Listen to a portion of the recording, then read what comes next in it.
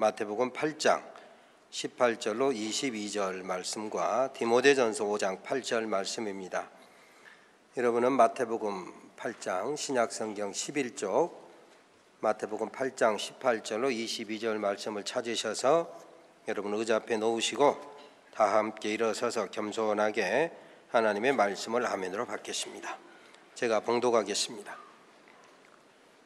예수께서 무리가 자기를 애워싸는 것을 보시고 건너편으로 가기를 명하시니라. 한 서기관이 나와 예수께 아뢰되 선생님이여 어디로 가듯인지 저는 따르리이다. 예수께서 이르시되 여우도 굴이 있고 공중의 새도 거처가 있으되 인자는 머리 둘 곳이 없다 하시더라. 제자 중에 또 한 사람이 이르되 주여 내가 먼저 가서 내 아버지를 장사하게 허락하옵소서.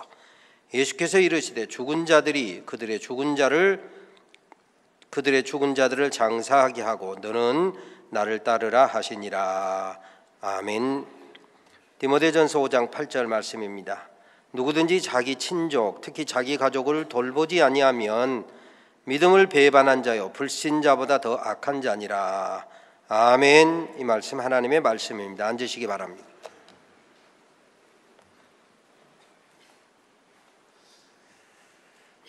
아내를 먼저 하늘나라로 보내고 3년째 혼자 사는 친구가 있는데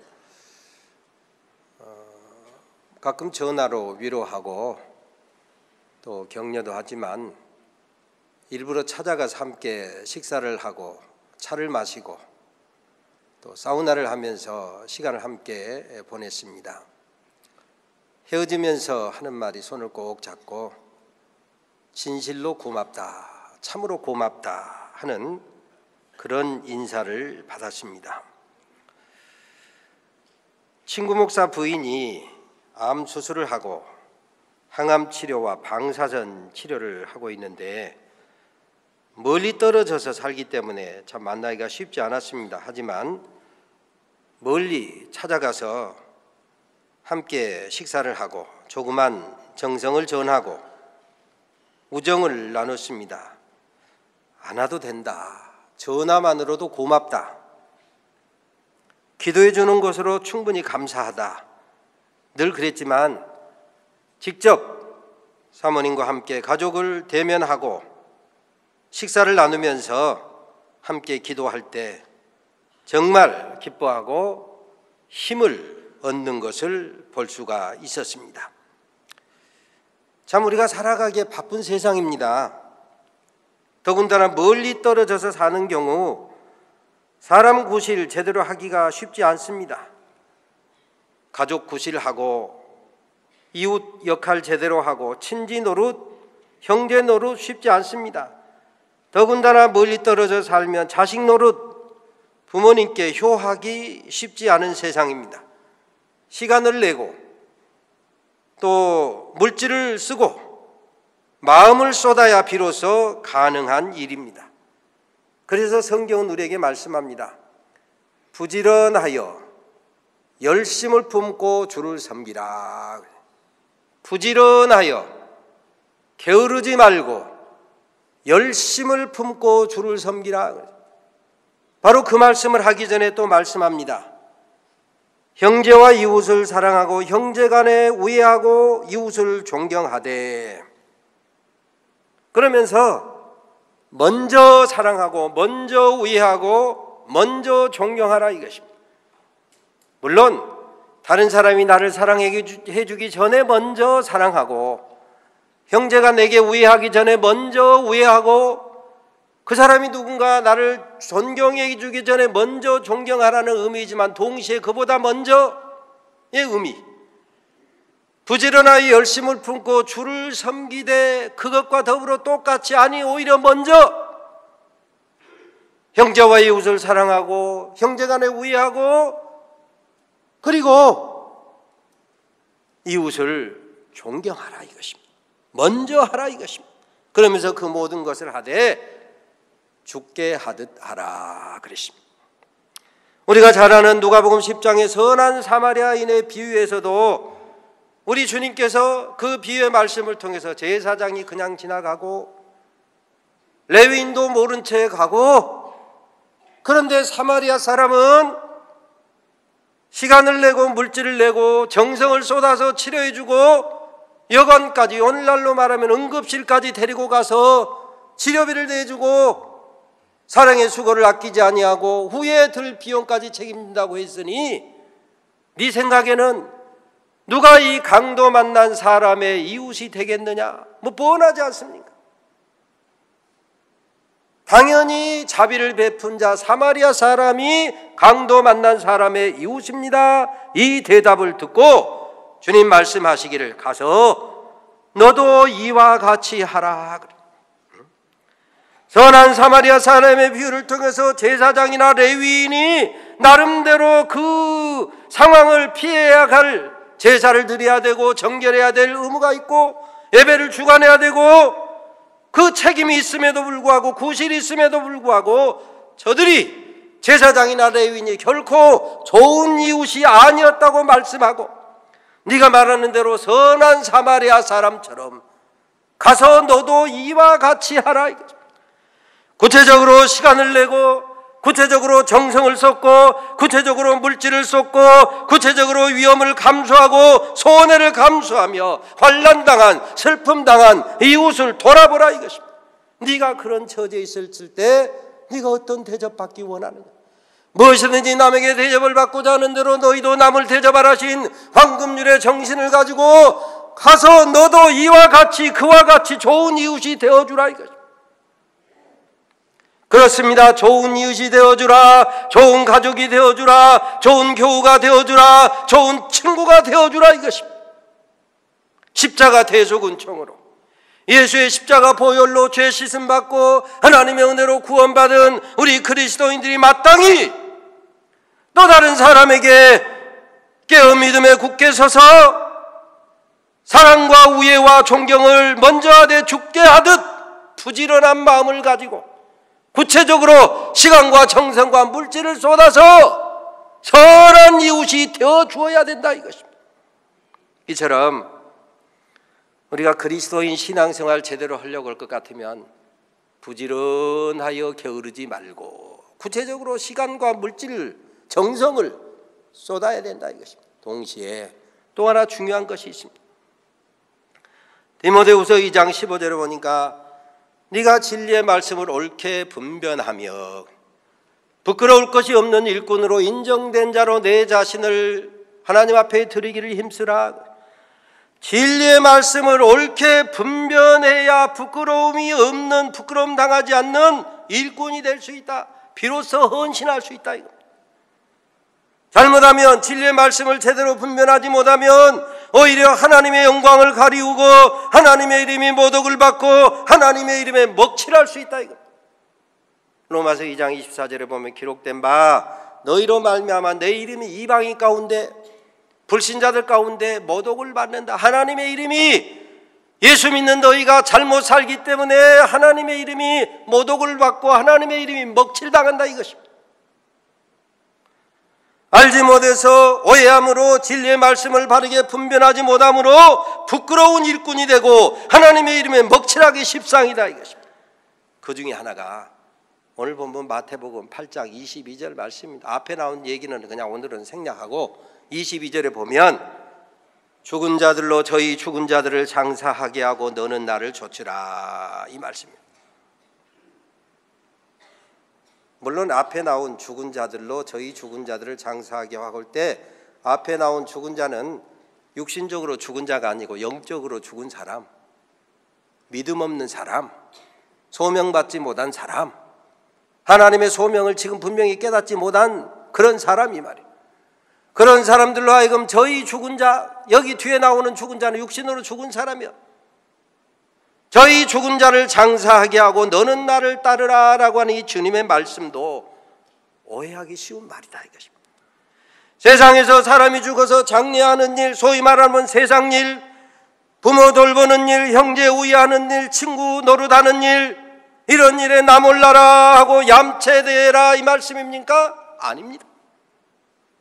세상 일은 세상 사람에게 맡기고 믿음 없는 사람에게 모두 맡기고 오직 믿음의 일만 하라 이 말입니까? 아닙니다. 세상 일에 손 안 대고 코풀 든 무임승차라는 말씀이 결코 아닙니다. 주님을 따르는 것이 최우선 과제이니 주님을 따르는 일에 먼저 프라이오리티, 우선순위를 정하고 그 일에 결단하여 따르되 세상 일에 나 몰라라 하지 마라, 그런 말씀이 아니다 이것입니다. 이 말씀은 결단의 순간에 주님을 따르고 주의 일을 해야 될 결단의 순간에 우선순위를 주님께 두고 최고 주권자이신 예수님께 두라 이것입니다. 우리를 친구 삼아 친구의 목숨을 버리신 예수님의 말씀을 따르고 예수님의 소명을 감당하는데 결단을 촉구하는 말씀이지, 세상 일에 나 몰라라 눈 감으라는 말씀이 아니다 이것입니다. 주님 말씀 순종할 결단의 순간에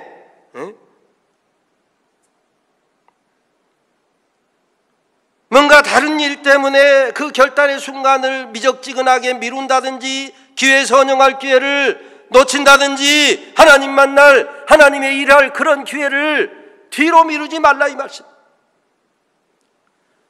주의 일도 해야 할 만한 때가 있어요. 이사야 55장에 보면 여호와를 만날 만한 때, 가까이 계실 때 결단해야 될 순간이 있다 이것입니다. 그런데 이 말씀은 아예 예수 믿은 일, 믿음의 일은 신령한 일이고 세상 일은 육의 일이니 이거 다 눈 감아라, 이렇게 하게 되면 실족할 사람이 많아요.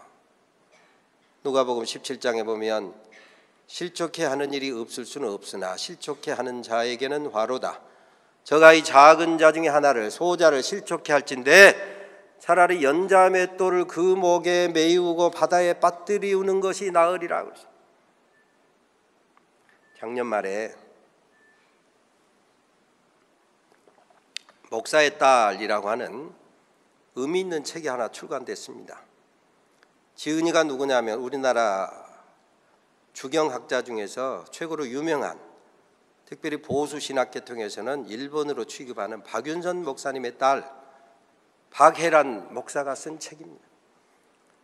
이 사람은 서울대학교 건축과를 나온 사람입니다. 그런데 책 내용을 따져보자면 이제 깨닫고 비로소 자유하게 되고 복음안에 대해서 감사하는데 그동안 자기 형제 자매들은 아버지의 율법주의적인 신앙, 세상 사람들은 뛰어난 켈빈주의 학자라고 존경하지만 자기가 볼 때는 단순한 율법주의자가 아니라 유교적 율법주의자라고 표현했어요.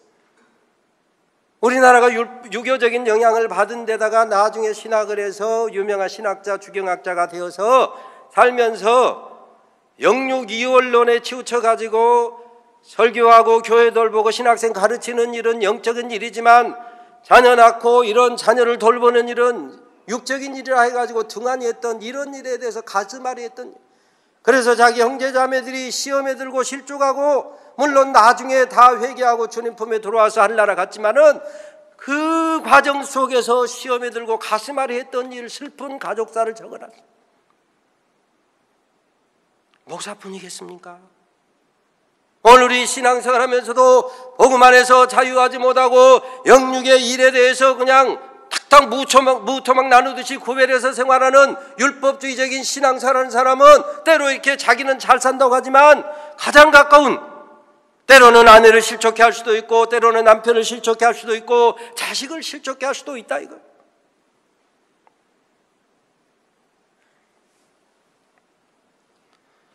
뿐만 아니라 이 말씀은 우리 인간의 심리 상태를 꿰뚫고 두 마음을 품지 말라라고 하는 말씀입니다. 여러분, 뭔가 결단해야 될 순간에 주님의 일을 하기 위해서 목숨 걸고 주님을 따라야 될, 결단해야 될 순간에 망설이면 어떻습니까? 반드시 헛생각이 들어오잖아요.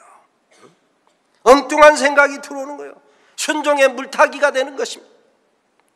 결단하고 주님을 따라야 될 때 삐끗하면 딴 생각을 품으면 시험에 듭니다. 마귀가 악한 생각을 집어넣는다.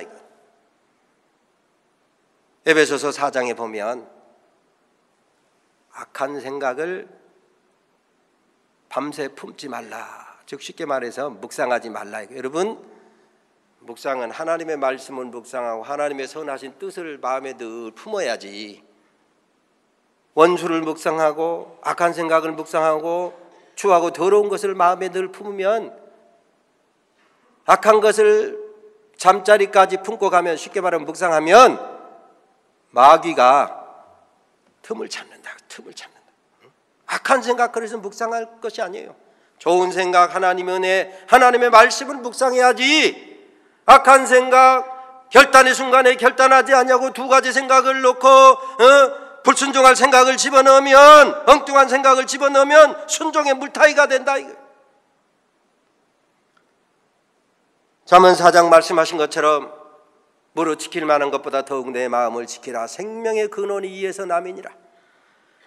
마음을 잘 지켜야 생명의 길을 갈 것인데, 마음을 제대로 지키지 못하면 생명의 근원을 잃고 만다 이것입니다. 사도 바울이 고백한 것처럼 선을 행하기 원하는 나에게 악이 함께 있어서 마음으로는 선의 법을 따라가기를 원하지만 또 다른 죄의 법이 나를 끌고 가서 죄의 법 아래로 복종시키는 비참한 모습을 본다 이것입니다. 그래서 오라 나는 공고한 사람이로다. 오라 나는 비참한 존재로다. 이 사망의 몸에서 누가 나를 건져내랴. 우리 주 예수 그리스도로 말미암아 하나님께 감사하리로다. 그렇습니다. 결단해야 될 순간에 결단하지 못하면, 주님을 따라야 될 순간에 주님을 따르지 아니하면 악한 것이, 죄질 생각이 나를 끌어가서 죄의 법 아래로 순종하게 한다 이것입니다. 그래서 주님 요한복음 5장 25절 말씀하시기를 진실로 진실로 너희에게 이르노니 죽은 자들이 하나님의 아들의 음성을 들을 때가 오나니 곧 이때라. 듣는 자는 살아나리라. 듣는 자가 살아나리라. 믿음으로 듣고 아멘하고 순종하면 주님께 우선순위를 두고 순종하는 자에게 생명이 역사한다. 이거 생명이. 귀한 것을, 보물을 하늘에 쌓고 소중한 것을 하늘에 쌓으면 그 하늘에 쌓은 것은 도적이 구멍을 뚫고 도적질해 가지도 못하고 좀이 쓸지도 아니하고 녹이 쓸지도 아니한다 이것입니다. 그러므로 귀한 것, 보물, 소중한 시간들, 너의 인생 소중한 가운데 토막을 주님께 드리고 헌신하며 살아라 이것입니다. 세상에도 하와가 뱀의 유혹을 받고 선악과를 보았을 때 먹음직스럽고 보암직스럽고 지혜롭게 할 만큼 탐스럽게 보였던 것처럼, 세상에도 우리를 만족시킬 만한 먹음직스럽고 보암직스럽고 지혜롭게 할 만큼 탐스러운 것들이 많지만 그것에 주목하지 말고 우리 주님 말씀에 우선순위를 두고 우리 주님 우선 인생을 살아가는 것이 최고의 축복이다 이것입니다.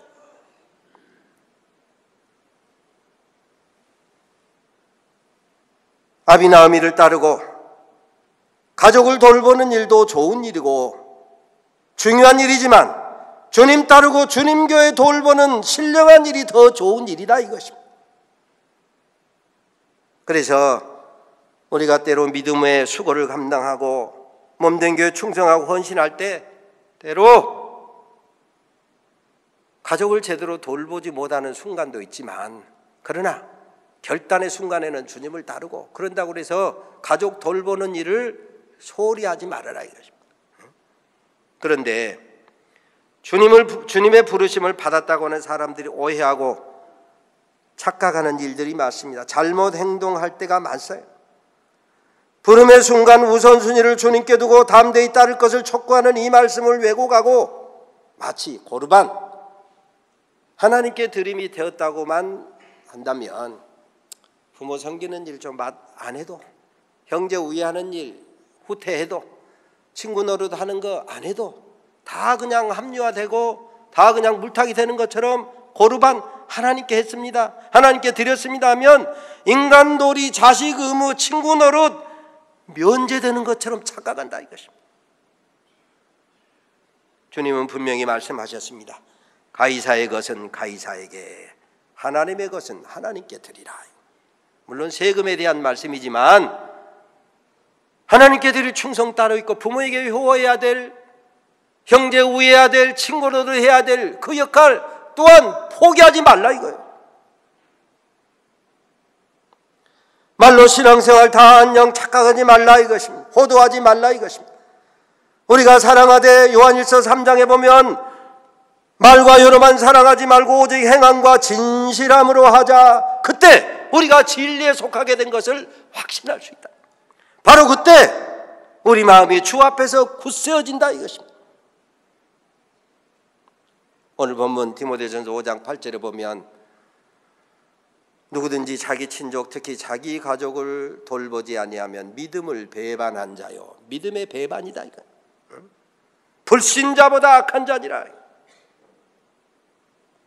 이 디모데전서, 디모데후서 혹은 디도서 이런 책을 우리가 흔히 성경 중에서도 목회서신이다, 목회자에게 보내는 글이다 이것입니다. 전도자로 부름받은 디모데에게 혹은 디도에게 주신 메시지다 이것입니다. 그래서 이 말씀의 내용인즉슨 전도자로 부름받았다고 해서 인간 도리 면책이 아니다. 이걸 강조하는 거예요. 목회자가 되든 선교사가 되든 혹은 어떤 주의 일에 헌신하는 자가 되든 자식 노릇 다 하라 이거예요. 전도자건 선교사건 그런 일로 헌신한다고 해도 사람 노릇 제대로 하라 이거예요. 물론 결단의 순간에는 주님 우선, 교회 우선, 복음 우선, 사역 우선 선택하되 일상생활하면서 나는 목사네, 나는 교회 나가니, 나는 선교사니, 나는 그리스도인이니 하면서 죽은 자 장사하는 일에 나 몰라라 하지 말라 이거. 나는 빠져도 되겠거니 얌체되지 말라 이거. 그게 바로 하나님의 이름을 못 오가는 거다. 지극히 작은 자나를 실족케 하는 거다. 사망의 악취를 내게 하는 것이다 이것입니다.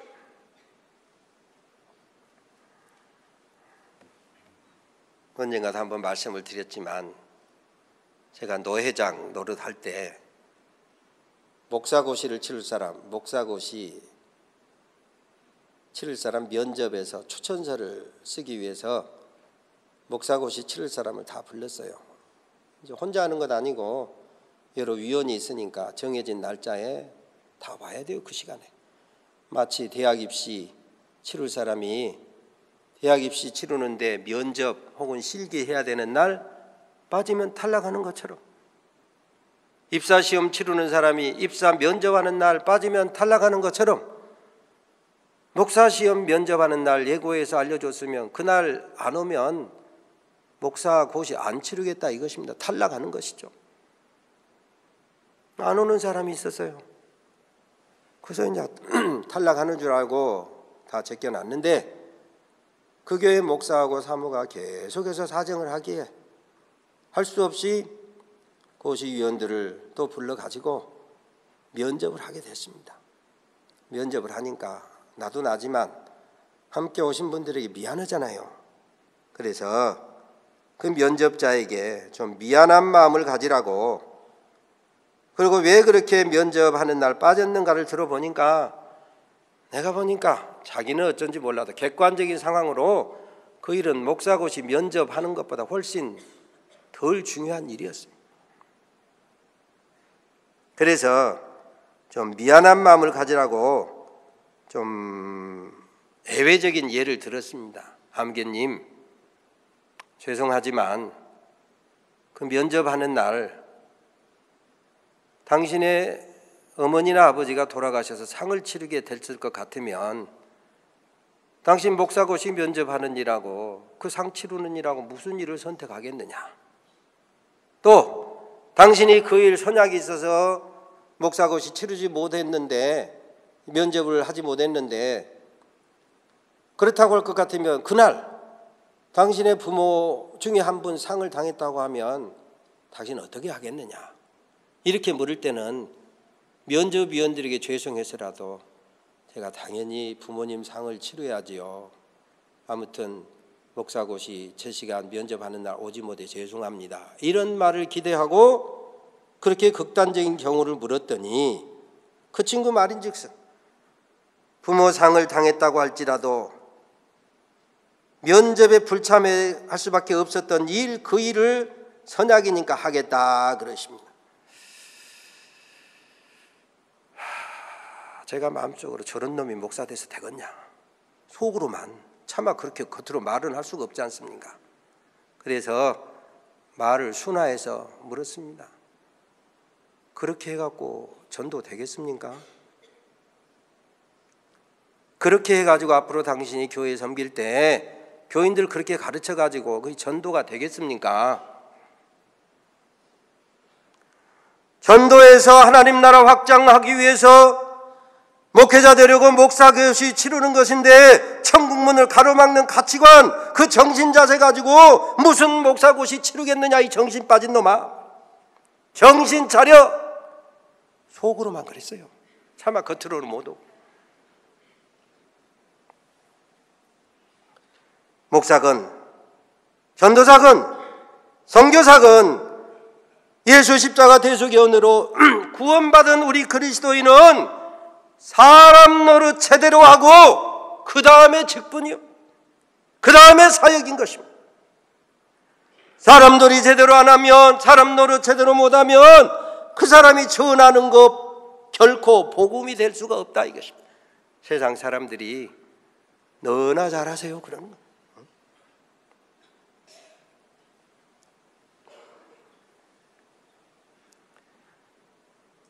제가 가끔 말씀드린 것처럼